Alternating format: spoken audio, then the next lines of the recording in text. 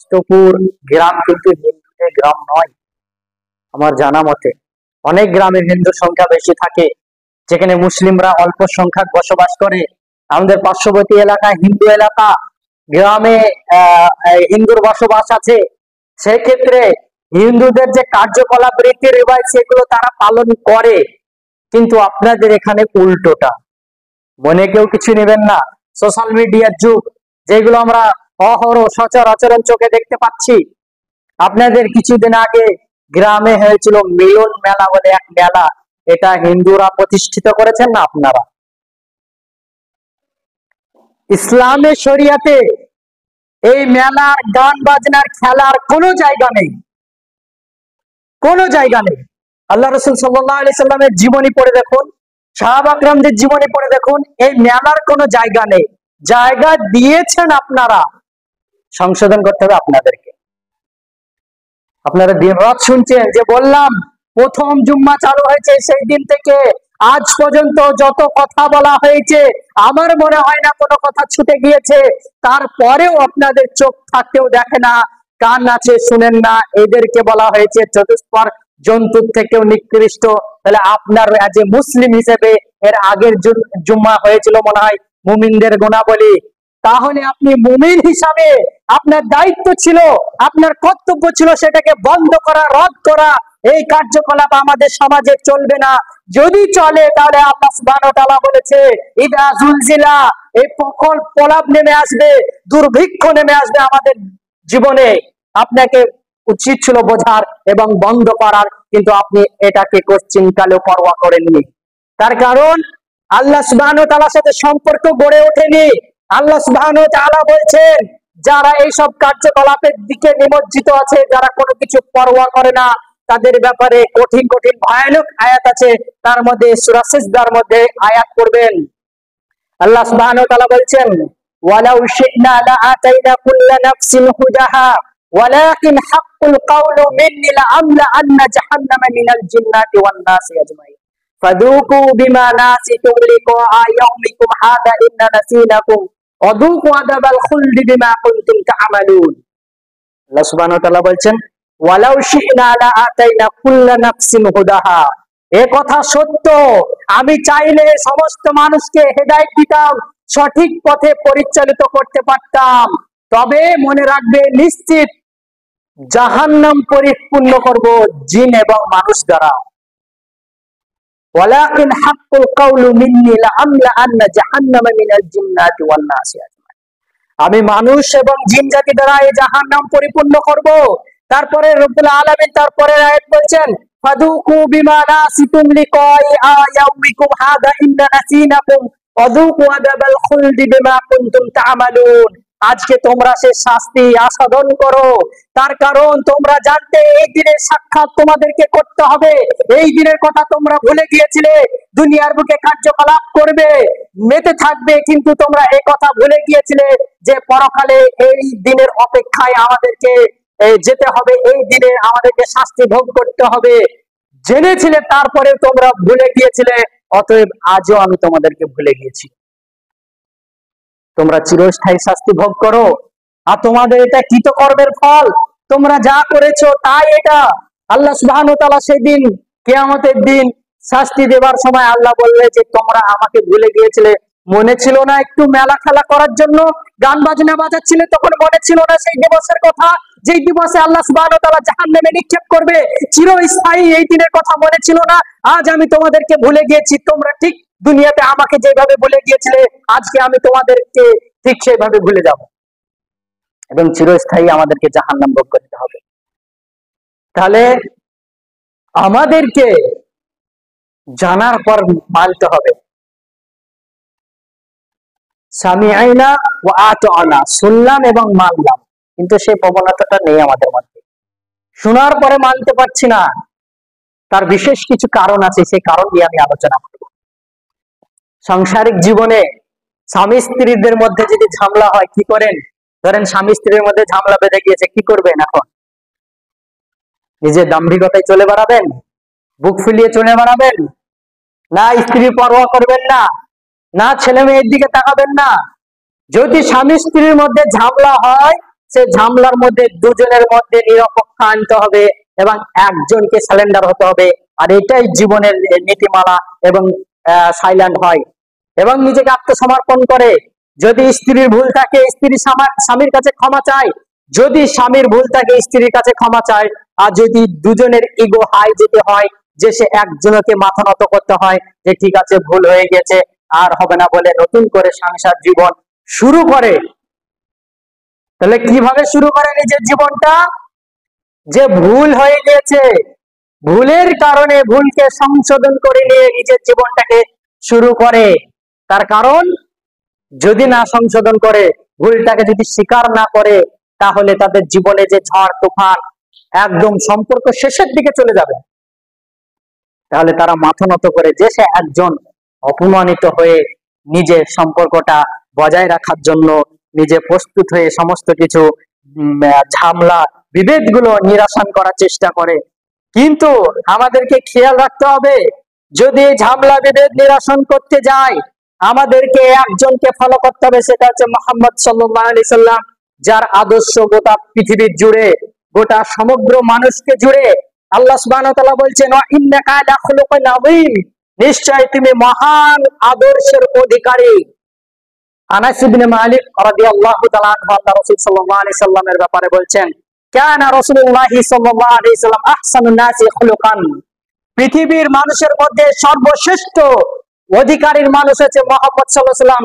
স্রষ্টা এবং সৃষ্টি সকল জগতের শ্রেষ্ঠ মানুষ হচ্ছে মুহাম্মদ সাল্লাল্লাহু আলাইহি সাল্লাম। এই জন্য আল্লাহ সুবহানাহু ওয়া তাআলা বলছেন লাকাদ কানা লাকুম ফি রাসূলিল্লাহি উসওয়াতুন হাসানাহ, তোমাদের জন্য রাসূল সাল্লাল্লাহু আলাইহি সাল্লামের মাঝে উত্তম আদর্শ রেখেছি।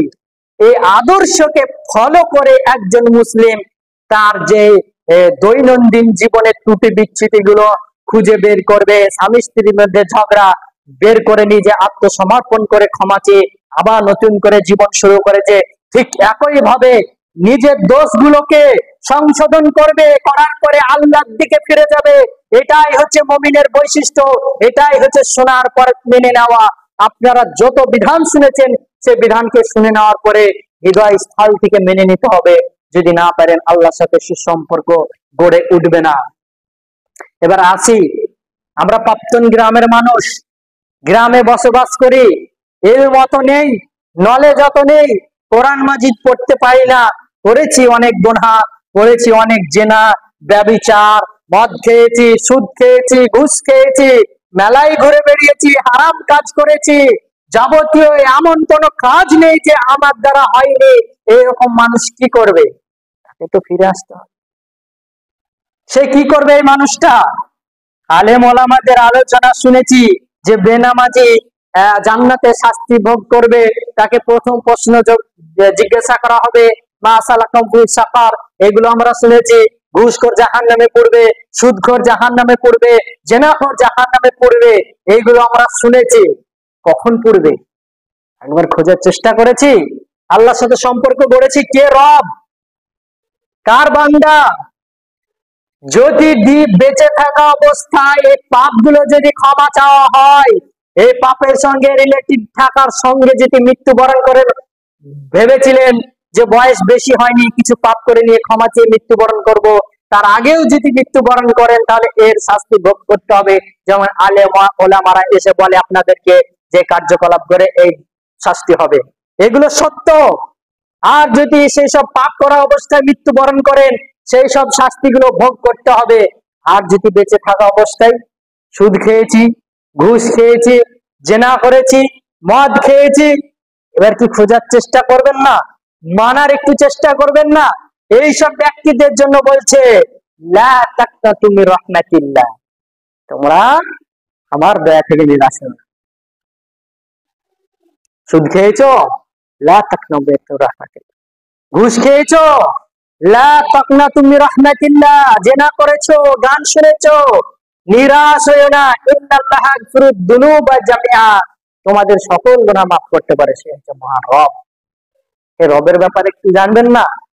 যে রব আপনাকে সৃষ্টি করলো, সৃষ্টি করার পরে মূল উদ্দেশ্য মুখ্য বলে দিয়েছে, প্রসিদ্ধ আয়াত শুনে শুনে কান ভোতা হয়ে গেল, ওমা খালাকতুল জিন্না ওয়াল ইনসা ইল্লা লিয়াবুদুন, মানুষ এবং জিন জাতির আসল উদ্দেশ্য, সৃষ্টি করার উদ্দেশ্য আল্লাহ সুবহানাহু ওয়া তাআলা বলে দিয়েছেন, তাহলে সেই উদ্দেশ্যকে আপনি দাম্ভিকতায় নিয়ে জীবন পরিবর্তন না করে সেই জীবনটা ওইভাবে কাটিয়ে দেবেন? সে মানুষটা একবার উপলব্ধি করবে না, ঠিক আছে অন্যায় হয়েছে, মানুষের দ্বারাই ভুল হবে। আল্লাহ রাসূল সাল্লাল্লাহু আলাইহি ওয়াসাল্লাম বলেছেন, কুল্লু বানি আদম খাত্তাউন, প্রত্যেক আদম সন্তান ভুলকারী, গুনাহকারী, ভুল করবে, গুনাহ করবে, কিন্তু ওই ভুলকারী গুনাহকারী সবথেকে উত্তম, ওয়া খায়রুল খাত্তাইনা তাওবুন, যে ভুল করার পরে আল্লাহর কাছে ক্ষমা চাইলো, সংশোধন করলো, নিজেকে ইসলাহ করলো, যা শুনলো মেনে নিল, এই ভুলকারী সবথেকে আল্লাহর কাছে উত্তম। তাহলে একটুকু হৃদয়টা নাড়া দিল না যে এত পাপ করলাম, এত গুনাহ করলাম, গুনাহ করার পরে আলেম ওলামাদের আলোচনা শুনে একবারও আল্লাহর দিকে ফিরে যেতে চাইলাম না, যে কিভাবে ফিরে যাবো, কাউকে জিজ্ঞাসা করলাম না যে কিভাবে ফিরে যেতে হয় আল্লাহর কাছে, কি করব, এবার গুনাহ হয়ে গিয়েছে, কি করা উচিত আমাকে। এই কথাগুলো যদি আমরা আলেম ওলামাদের কাছে জেনে নিতাম, যদি সঠিকভাবে আমল করতাম, তাহলে আমাদের জীবন নিশ্চিত পরিবর্তন হতো। যত ব্যাঘাত আছে ব্যাঘাত গুলো পরিবর্তন হতো। আল্লাহ সুবহানাহু ওয়া তাআলা বলছেন, যারা এই পাপের মধ্যে নিমজ্জিত ছিল তাদের ব্যাপারে আল্লাহ সুবহানাহু ওয়া তাআলা নিজেই শিখিয়ে দিয়েছেন কিভাবে আল্লাহর দিকে ফিরে আসতে হবে। আল্লাহই শিখিয়ে দিয়েছেন পবিত্র কোরআনে, কিন্তু আমরা পড়িনি, জানি না। আল্লাহ বলছেন ইল্লা মান তাব, তবে যে সুদ খাচ্ছিল, ঘুষ খাচ্ছিল, জেনা করছিল, ইল্লা মান তাব, তবে সে যে তওবা করলো। ঘুষ খাচ্ছিল, সুদ খাচ্ছিল, খাওয়ার পরে তার হৃদয়ে নাড়া দিল, এত শুনলাম, শোনার পরে না আমাকে ফিরে আসতে হবে, তখন কি করলো? ইল্লা মান তাব, তওবা করলো, ওয়া আমানা, ঈমান আনলো, ওয়া আমিলা আমালান সালিহান, এবং ঈমান আনার পরে ভালো কাজ করলো, ভালো আমল করা শুরু করলো। পাপ করছিল, পাপ করার পরে তওবা করলো, ঈমান আনলো, ভালো কাজ করলো, তারপরে আল্লাহ সুবহানাহু ওয়া তাআলা বলেন ফাউলাইকা ইউবাদদিলুল্লাহু সাইয়্যাতিহিম হাসানা ওয়া কানা আল্লাহু গফুরুর রাহিমা। তার ওই খারাপ কাজগুলো, ওই সুদগুলো, ঘুষগুলো, জেনাগুলো, ব্যভিচারগুলো আল্লাহ সুবহানাহু ওয়া তাআলা বলেন নেকিতে পরিবর্তন করে দেব। আপনি বিগত জীবনে ছোট থেকে বড় পর্যন্ত যত পাপ করেছেন, এই পাপের খেসারতে কি করতে হবে? ইল্লা মান তাব, তওবা করতে হবে, ওয়া আমানা, ঈমান আনতে হবে, আমিলা আমালান, ভালো কাজ করতে হবে, সালিহান, ভালো কাজ, ফাউলাইকা ইউবাদদিলুল্লাহু সাইয়্যাতিহিম হাসানা। আল্লাহ বলছেন ওর যে পাপ ছিল, ও পাপকে আমি নেকিতে পরিবর্তন করব। কি পাপ করেছিল ও? ওর পাপকে আমল নামায় আমি নেকিতে পরিবর্তন করে দেব। তার কারণ আল্লাহ হচ্ছে গফুরুর রাহিমা, তিনি অত্যন্ত দয়ালু। এই জায়গাগুলো কি আপনাকে খুঁজতে হবে না, যে আল্লাহ সুবহানাহু ওয়া তাআলা আপনার গুনাহগুলোকে নেকিতে পরিবর্তন করতে হবে, এই রকম রব পেয়েছেন, এই রবের ব্যাপারে একটু জানবেন না? যে এত শুনলাম, শুনে কি করছি আমরা? শুনে নিজের জীবন পরিবর্তন হচ্ছে? হচ্ছে না। তার কারণ মানুষ নিজে পরিবর্তন হতে চায় না, অপরজনকে পরিবর্তন করার চেষ্টা করে, ওই মোমবাতি হতে যায়। নিজে পুড়ে অপরকে আলো দিয়ে লাভ দেয়, নিজে জ্বলে ছারখার হয়ে যাবেন, মোমবাতি পুড়ে মেঝের সঙ্গে মিশে যাবে, পরকে আলো দিতে গিয়ে ওই মোমবাতি হওয়া দরকার নেই, নিজে পুড়ে অপরকে জান্নাতের দিকে দেওয়া, এই মোমবাতির প্রয়োজন নেই। আল্লাহ সুবহানাহু ওয়া তাআলা তাদের ব্যাপারে বলছেন যে যারা এই মোমবাতির মতো কাজ করে বেড়ায়, তাদেরকে বলছেন লিমা তাকুলুনা মা লা তাফালুন, নিজে যা করো না অপরকে বলো না। মোমবাতি নিজে না করে অপরকে বলা, এটা শোভাজনক নয়, এবং এই মোমবাতি স্বরূপ তার পরিবর্তন হবে, তার জীবনে কোনো কিছু উপকার আসবে না, এবং সে পরকে দিতে গিয়ে দেখা যাচ্ছে নিজে খুব দুনিয়ার বুকে ভালো ছিল, ভালো আমল করতে করতে, ভালো বোঝাতে বোঝাতে নিজে একসময় আমল করেনি, মানুষকে বুঝিয়েছে, নিজে করেনি, সে জাহান্নামে যেতে হবে। আর যারা শ্রবণ করে নিজের জীবন পরিবর্তন করেছে তারা দেখবেন জান্নাতে। তো নিজেকে আগে সংশোধন করতে হবে, আল্লাহর দিকে ফিরে আসতে হবে। মনে রাখবেন, জীবনে বেঁচে থাকা অবস্থায় দুইটি জিনিস করবেন না, শিরক করবেন না, আর নিজেকে সবসময় তাওহীদের উপরে, আল্লাহ যে একত্ববাদ, মানহাজে সালাফ, এর উপরে টিকে থাকবেন। যদি না থাকেন, তওবা করলেন ঠিক আছে, মনের আকাঙ্ক্ষা আশা নিয়ে যে আল্লাহ আমাকে আমার বিগত গুনাহগুলো নেকির দ্বারাই পরিবর্তন করে দিবে, এই উদ্দেশ্য আপনি তওবা করলেন, ঠিক আছে, কিন্তু মানহাজ আকীদা আপনার গলদ আছে। আল্লাহ কি বলছেন পবিত্র কোরআনে, আমায় ইয়াবতাগি গায়রাল ইসলাম দীনান ফালা ইকবালা মিনহু। যদি মানহাজ আকীদা যদি না ঠিক হয়, কাল কিয়ামতের মাঠে ওই আমলের, ওই ইস্তেগফারের, ওই ক্ষমা, ওই আল্লাহর কাছে চাওয়ার কোনো দাম থাকবে না। তাহলে একটা মানুষ যদি আল্লাহর সান্নিধ্যে আসতে চায়, নিজের জীবনকে যদি পরিবর্তন করতে চায়, আল্লাহ যে মানজিল, যে মাকসাদ আমাদেরকে দিয়ে সৃষ্টি করেছে, এইটার উপরে যদি আমল করতে যায়, তাহলে আকীদা এবং মানহাজ বিশুদ্ধ রাখতে হবে। মনে করছেন এই সমস্ত তাওহীদ মসজিদ কি করছে এরা খামাখায়, এদের খেয়ে দিয়ে কাজ নেই, আজ এই করা যাবে না, কাল ওই করা যাবে না, এটা মানা করছে, ওটা মানা করছে, এই হাই হোসেন করছিলাম তাও বারণ করছে, হাসান হোসাইন রাদিয়াল্লাহু তাআলা প্রেম ভালোবাসা আরাধনা দেখাচ্ছিলাম তাও বারণ করছে। এরা মনে হয় ইসলামটাকে শেষ করে দিতে চাইছে, মিটিয়ে দিতে চাইছে। না, এটা নয়। আপনাকে সঠিক দিনটা জানতে হবে। যারা এই মুহররম মাসে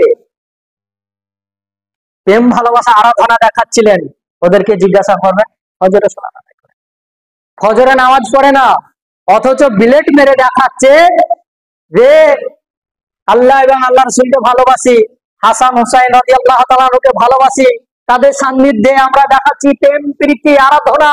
কিন্তু আল্লাহ রাসূল সাল্লাল্লাহু আলাইহি সাল্লাম বলছেন, এই মুহররম মাসে দুইটি সিয়াম ব্যতীত অন্য কিছু তোমরা করবে না, আর যাই করবে তাতেই গুনাহ হবে।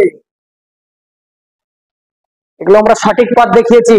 আমরা ইসলামকে মিটিয়ে দিতে চাইনি। যারা ইসলামকে কলঙ্কিত করেছে, যারা ইসলামকে মিটিয়ে দিতে চাইছে, যারা ইসলামকে নাস্তিকতার দিকে, যারা ইসলামকে বেধর্মের দিকে ঠেলে দিয়েছে, তাদেরকে আমরা নিষেধ করেছি, এটা ইসলাম নয়। আজ ইসলাম মানে সবকিছু গান বাজনা, ইসলাম মানে মৃত্যুর বাড়ির খানা, ইসলাম মানে ভাবছেন মনে যা আসবে সেটাই। ইসলাম এত ঠুনকো জিনিস নয় যে আপনার কথা মতো ইসলাম চলবে আর আপনি যেটা মনে করবেন এটাই ইসলাম। আপনার হুজুর পীর দাদা যেটা দিয়েছে এটা ইসলাম নয়। ইসলাম জানতে গেলে রাসূলুল্লাহ সাল্লাল্লাহু আলাইহি ওয়াসাল্লামের পদ্ধতি। তিনি কিভাবে ইসলামকে বুঝেছেন, সলফে সালেহিনরা কিভাবে ইসলামকে বুঝেছেন, এই কারণে বললাম মানহাজ এবং আকীদা যদি বিশুদ্ধ না থাকে, তার কোনো আমল গ্রহণযোগ্য হবে না কাল কিয়ামতের মাঠে। তাহলে এই শিরক করবেন না, শিরক থেকে বেঁচে থাকতে হবে। আল্লাহ সুবহানাহু ওয়া তাআলা বলছেন, আল্লাহ সুবহানাহু ওয়া তাআলা বলছেন, যারা শিরক করবে এই শিরকের গুনাহ আল্লাহ সুবহানাহু ওয়া তাআলা মাফ করবে না। যদি বেঁচে থাকা অবস্থায় যদি শিরকের গুনাহ আল্লাহর কাছে যদি মাফ চাই, তাহলে মাফ করে দেয়, এটা ভিন্ন কথা। আর মানুষ শিরক করে মানে এটাকে পাপ মনেই করে না, করেই চলেছে অহরহ, মৃত্যুবরণ হবে, তখন কি হবে আপনার? যারা শিরক করে মৃত্যুবরণ করবে তারা অনন্তকাল জাহান্নামে থাকবে, অনন্তকাল। আর যারা হয়তো গুনাহ করে জাহান্নামে গিয়েছিল, তাদেরকে কিছু শাস্তি ভোগ করে পুড়ে টুড়ে তাও আবার জান্নাতে যেতে পারবে। আর যারা শিরক করে মারা গিয়েছে, অনন্তকাল কিছু করার। তাহলে আপনাকে সে জায়গাগুলো খুঁজতে হবে, মানতে হবে এগুলোকে। যদি না মানেন তাহলে কিয়ামত ভয়াবহ। আল্লাহ সুবহানাহু ওয়া তাআলা বলছেন যে কিয়ামতের মাঠে যারা শোনার পরেও কানটাকে বন্ধ করে রেখেছে, তালাবদ্ধ করে রেখেছে, এদেরকে আল্লাহ সুবহানাহু ওয়া তাআলা কাল কিয়ামতের মাঠে সূরা হাক্কার মধ্যে পড়েন, তাদেরকে বাঁ হাতে তাদেরকে আমলনামা দেওয়া হবে। যখন বাঁ হাতে আমলনামা দেওয়া হবে, তখন সে আমলনামা নিয়ে বলবে, এটা আমার আমলনামা। আল্লাহ, যদি এই আমলনামা যদি আমাকে না দেওয়া হতো, যদি মৃত্যুতে আমার শেষ হয়ে যেত, যদি মৃত্যুই চূড়ান্ত নির্ধারিত হতো, আর কিছু হতো না, যদি আমার আমলনামা আমি না জানতে পারতাম, আফসোস করবে, সেদিন বলবে আল্লাহ সুবহানাহু ওয়া তাআলা ফেরেশতাদেরকে আদেশ দিলেন, ধরো ধরো, ওকে বেরি পড়িয়ে দাও। যার লম্বা হচ্ছে 70 হাত, জাহান্নামে নিক্ষেপ করো। তারা দাম্ভিকতায় ভাবে দুনিয়ায় চলেছে, তারা আল্লাহর দিকে ফিরে আসেনি, এই কারণে তাদেরকে কাল কিয়ামতের মাঠে জাহান্নামে নিক্ষেপ করা হবে। সম্মানিত সুধী, যদি আল্লাহর দিকে আমরা ফিরে যদি না আসতে পারি, কাল কিয়ামত খুব ভয়াবহ। কিন্তু সেই মন মানসিকতা, সেই টেন্ডেন্সি আমাদের মধ্যে আনতে হবে। সেই ইস্তেগফার, সেই তওবা, সেই আল্লাহর দিকে ফিরে যাওয়া, সেই পাপ করার পরে নিজেকে অনুতপ্ত হওয়া, সেটা হৃদয়ের মধ্যে নেই। শুনছি তো এত কথা, শোনার পরে সে অনুভূতি আমাদের হৃদয়ের মধ্যে আসছে না। তার কারণ হৃদয় মরে গিয়েছে। আল্লাহ রাসূল দেহের মধ্যে একটা মাংসপিণ্ড আছে, সেটা যদি সঠিক থাকে তাহলে গোটা পথটাই সঠিক হবে, আর ওটা যদি বেঁকিয়ে যায় তার পথটাও বেঁকিয়ে যাবে। মদিনাতে একজন সাহাবী ছিল সালাবা রাদিয়াল্লাহু তাআলা। এই সাহাবী আল্লাহ রাসূল সাল্লাল্লাহু আলাইহি সাল্লামের ধারক বাহক হিসেবে কাজ করত। মানে এই চিঠি ইত্যাদি আদান প্রদান, খবর টবর ইত্যাদি আদান প্রদান করত। দেখুন রবের কি ভয়, তারা শুনে কিভাবে মেনেছিল। যখন আয়াত নাজিল হলো, তোমরা জেনার ধারের কাছে যেও না, বেগানা নারীর দিকে দৃষ্টি দিও না, এইগুলো জানার পরে ওই সাহাবী যখন রাস্তা দিয়ে হেঁটে যাচ্ছিল, আল্লাহ রাসূল সাল্লাল্লাহু আলাইহি সাল্লাম আদেশ করলেন তুমি অমুক জায়গায় যাও, একটা খবর নিয়ে আসো। যখন যাচ্ছিল সেই সাহাবী যেতে যেতে হঠাৎ করে এক আনসারী মহিলা স্নান করছিল, বাড়ির পর্দা বা গেট সরে গিয়ে দৃষ্টি চলে গিয়েছে সালাবা রাদিয়াল্লাহু তাআলা। দৃষ্টি যাওয়ার পরে তৎক্ষণিক চোখ নামিয়ে নিয়েছে। মেয়ে মানুষ তো গোসল করছিল, হয়তো বা কিছু দেখেছে, দেখার পরে তার দৃষ্টিকে অবনত করে নিয়ে হৃদয়ের মধ্যে কষতে থাকলো, হাই আমার দ্বারা কি হয়ে গেল, বেগানা নারীর দিকে আমার দৃষ্টি চলে গেল, আমার কি হবে। নিশ্চয় মদিনায় মনে হয় আয়াত নাজিল হয়ে যাবে যে সালাবা রাদিয়াল্লাহু তাআলা মুনাফিক। নিজেকে কষতে লাগলেন। আল্লাহ রাসূল সাল্লাল্লাহু আলাইহি সাল্লামের কাছে আর আমি ফিরে যেতে পারবো না, অপরাধ হয়ে গিয়েছে। নিজেকে কষতে কষতে মদিনা সীমান্তবর্তী নিকটবর্তী গিয়ে এক পাহাড়ে গিয়ে উঠে ক্রন্দন করতে লাগলেন। আল্লাহ রাসূল সাল্লাল্লাহু আলাইহি সাল্লাম, ওমর রাদিয়াল্লাহু তাআলা আনহু, সালমান ফারসি রাদিয়াল্লাহু তাআলা আনহু এদেরকে বললেন যে সালাবা কোথায়, খুঁজে নিয়ে এসো। যখন খুঁজতে গেল সালাবাকে কোথাও খুঁজে পাচ্ছে না। এক পাহাড়ের নিচে বেদুইনরা সেখানে ছাগল চড়াতো, তাদেরকে কি বলছে যে একজন বালককে দেখেছো? তখন তারা বলছে, তার বর্ণনা বলছে পাতলা সাতলা একজন জীর্ণ শূন্য চেহারা, সে একজন বালক। ওই উপরে উঠে প্রত্যেকদিন ক্রন্দন করে, কান্না করে, কান্না করতে করতে সন্ধ্যেবেলায় নেমে আসে, এক পেয়ালা দুধ নিয়ে চমক দিয়ে খায়। খেতে খেতে দেখি তার দুই চোখ দিয়ে লোহিগুলো টস টস করে পড়তে পড়তে সে দুধের পেয়ালায় দুধ হয়ে যায়, আর কান্না করে করে এই চোখ কালো হয়ে গিয়েছে।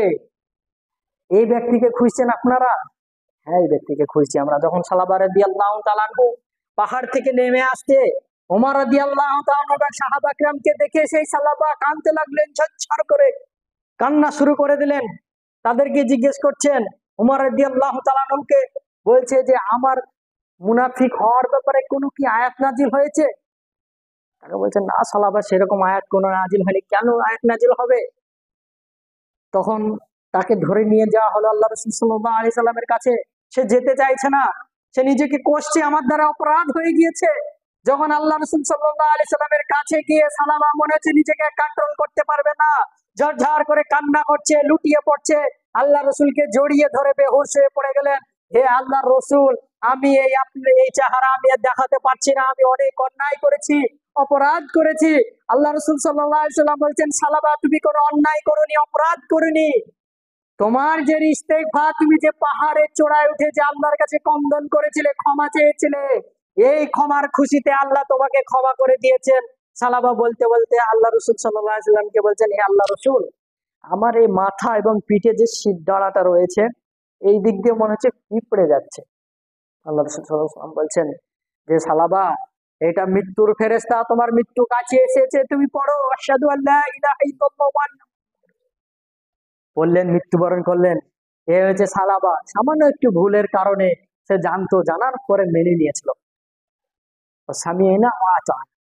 শুনলাম এবং মানলাম।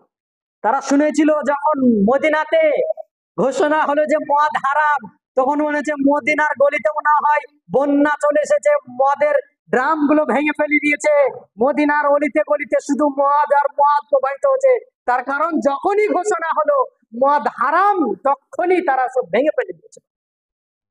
তারা আল্লাহ এবং আল্লাহ রাসূলের আনুগত্য করেছিল এরকম ভাবে। তারা যখনই শুনেছে তখনই সেটাকে শেষ করে দিয়েছে, একটুকু দ্বিধাবোধ করেনি।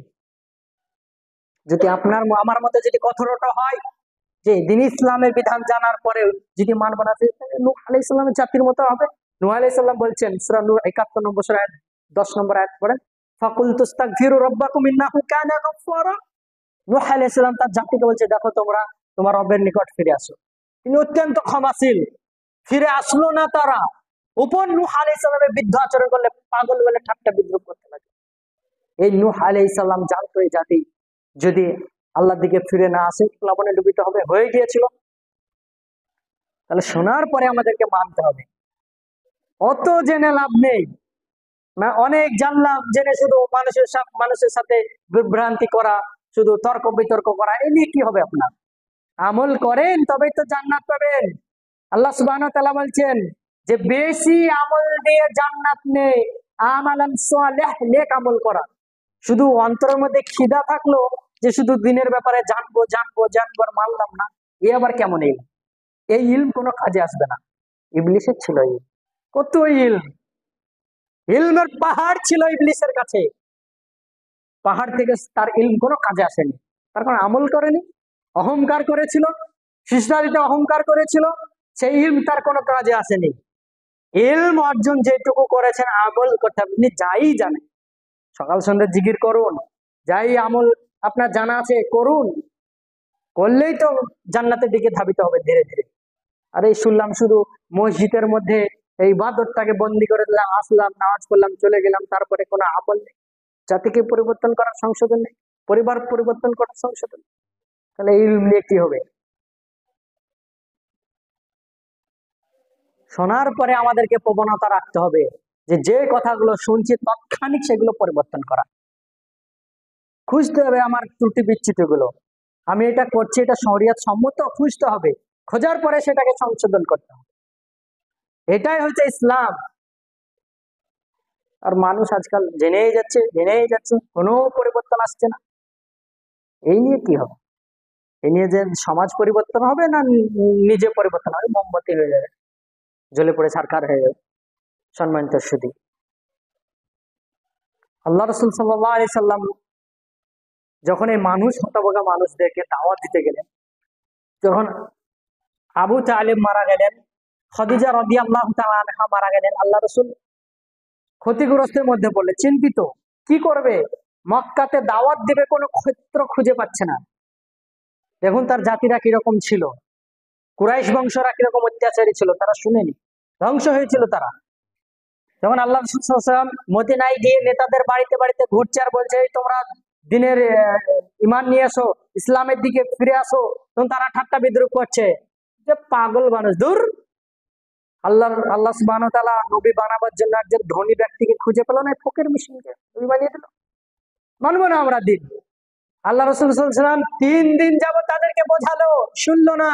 পরিশেষে দুঃখ বেদনা হৃদয় নিয়ে তাদেরকে বললো, দেখো তোমরা ঈমান আনলে না, ইসলাম ধর্ম গ্রহণ করলে না, তবে তোমাদেরকে একটা কথা বলে যায় যে আমি তোমাদেরকে দ্বীন ইসলামের দাওয়াত দিতে এসেছিলাম, এই কথা কুরাইশদের বংশের লোককে বলে দিও না, যদি বলে দাও আমার উপরে অত্যাচার অনাচার আরো বাড়িয়ে দেবে। তারপরে তাইফের ময়দান দিকে রওনা দিলে মুনাফিকরা, যারা মুনাফিকি যাদের চরিত্র আছে তারা তো করবেই, বলবে।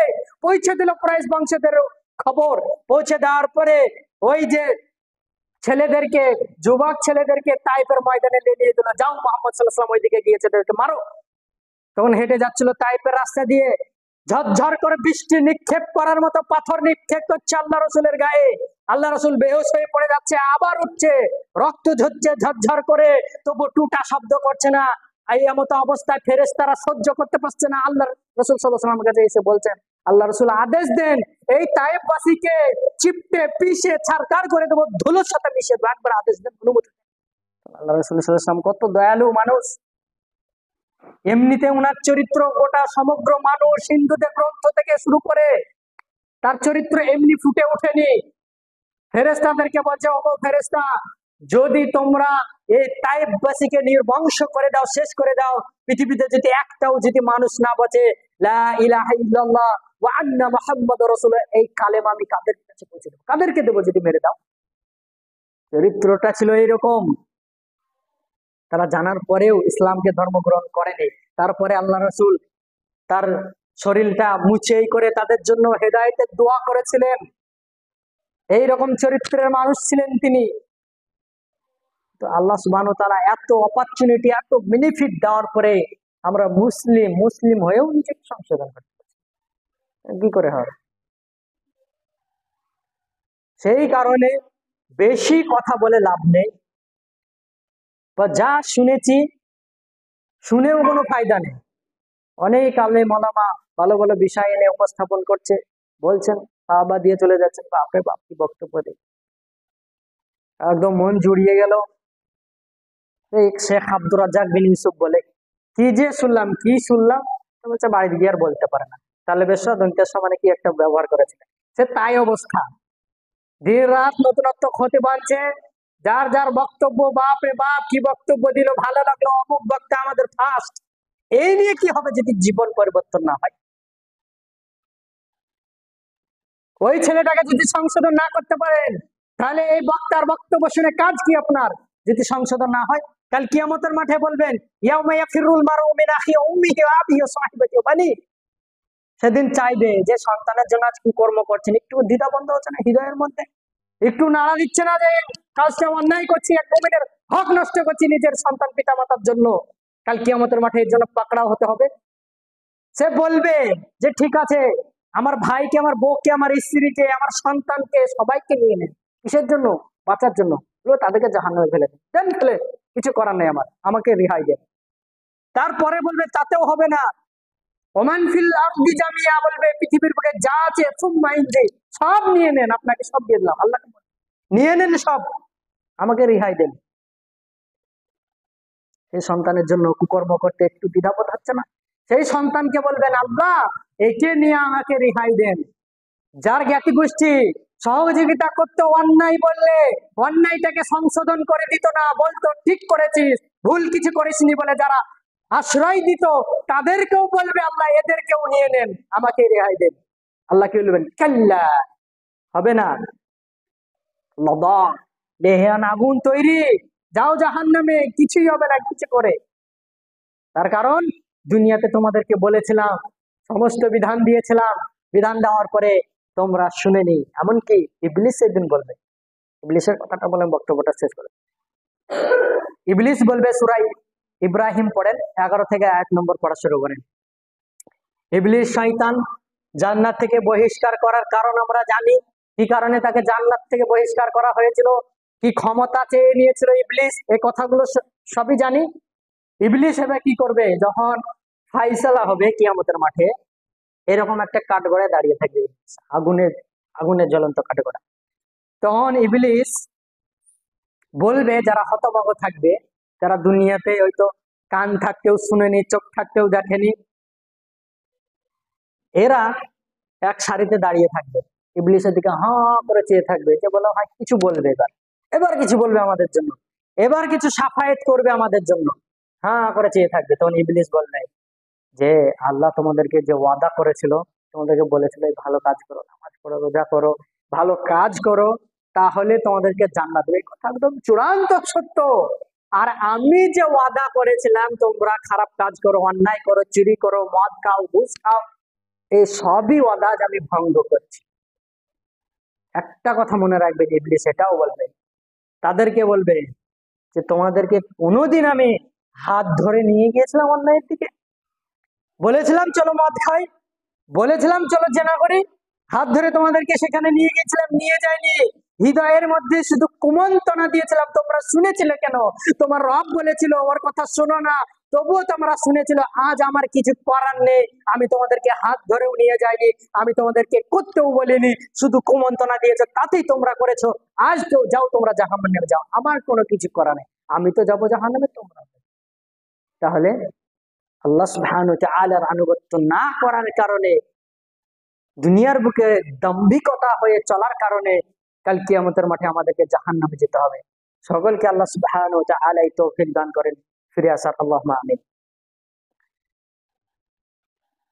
ইসলাম হচ্ছে চকচকে স্বচ্ছ, ইসলামের মধ্যে কোনো জটিলতা নেই। বলার শেষ বাক্যে এসে এটাই, যে বিগত জীবনে যা করেছেন সব ভুলে যান, যে পাপগুলো করেছেন সে পাপগুলো সব রেখে আল্লাহর কাছে ক্ষমা চান, হে আল্লাহ পাপগুলো করেছি আর করব না। করলেন না, ফিরে আসলেন, ভালো কাজ করলেন, তওবা হয়ে গেল। যদি আবার সে কাজ করেন, মনে করবেন আপনার তওবার হয়নি, হচ্ছে না তওবা, সে কাজটাকে পুরোপুরি অফ করে দিয়ে, বন্ধ করে দিয়ে আপনাকে ভালো কাজ করতে হবে। সেই তৌফিক আল্লাহ সুবহানাহু ওয়া তাআলা সকলকে দান করুন, আল্লাহুম্মা আমিন। পরিশেষে আল্লাহ সুবহানাহু ওয়া তাআলার কাছে এই দোয়া, এই প্রার্থনা, হে আল্লাহ যে কথাগুলো আমরা সকলে শ্রবণ করলাম সকলকে আমল করার এবং মানার তৌফিক দান করেন, আল্লাহুম্মা আমিন। হে আল্লাহ, যারা আমরা এখনো দ্বীন ইসলাম বুঝছি না বা বোঝার চেষ্টা করছি না বা গুরুত্ব দিচ্ছি না, তাদের হৃদয়ের মধ্যে গুরুত্ব আনয়ন করার তৌফিক দান করুন, আল্লাহুম্মা আমিন। হে আল্লাহ, যারা ইহকাল থেকে পরকাল গমন করেছে তাদের ত্রুটি বিচ্যুতি গুলো মাফ করে দিয়ে জান্নাতুল ফেরদাউস নসিব করুন, আল্লাহুম্মা আমিন। হে আল্লাহ, যারা এখনো অসুস্থতায় রয়েছে তাদেরকে তুমি শীঘ্রই শেফা দান করো, আল্লাহুম্মা আমিন। ওয়া আলাইনা ইল্লাল বালাগ। আল্লাহুম্মা সাল্লি আলা মুহাম্মাদ ওয়া আলা আলি মুহাম্মাদ কামা সাল্লাইতা আলা ইব্রাহিম ওয়া আলা আলি ইব্রাহিম ইন্নাকা হামিদুম মাজিদ। আল্লাহুম্মা বারিক আলা মুহাম্মাদ ওয়া আলা আলি মুহাম্মাদ কামা বারাকতা আলা ইব্রাহিম ওয়া আলা আলি ইব্রাহিম ইন্নাকা হামিদুম মাজিদ। সুবহানাক আল্লাহুম্মা বিহামদিকা আশহাদু আল্লা ইলাহা ইল্লা আনতা আস্তাগফিরুকা ওয়া আতুবু ইলাইক। আসসালামু আলাইকুম ওয়া রাহমাতুল্লাহি ওয়া বারাকাতুহু।